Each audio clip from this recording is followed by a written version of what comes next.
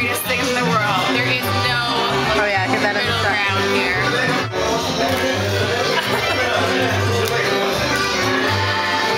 It's not bad. It's like kind of salty. It kind of tastes like salsa. Okay. It started out with people with like a group that was playing the violins, and then it started extending. Now they started bringing like trumpets, and then it just extended it out. After the years, they started, instead of just violins, they brought the guitar, and then they would like, oh, let's put trumpets in it, and so far and so on, you know, to become to what they are now. And now a mariachi is usually de 12 a 13 personas. It's a group of usually from 12 to 13 people, and there's usually like 2 of each instruments they use. Mostly like 6 violins, though. They use a lot of violins because that's what they started with. And I don't know if I'm saying that right.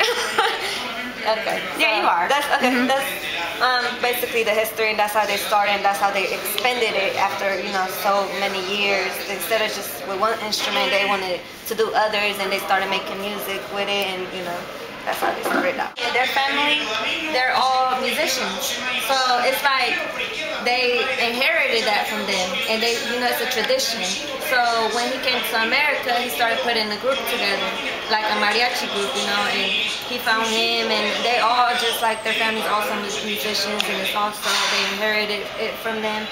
And they came to America, you know, to make a living out of it, and they go to so many different places now. They, like, you know, Ohio, the places he named, I can't remember all of them.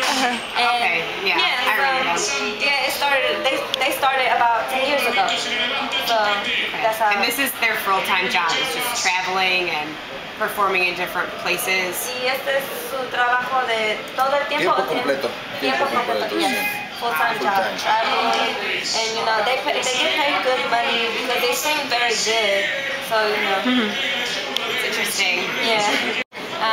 They love doing what they do, and this is how they live. You know, this is how they pay their rent, how they pay their bills, and so they put everything they can in it.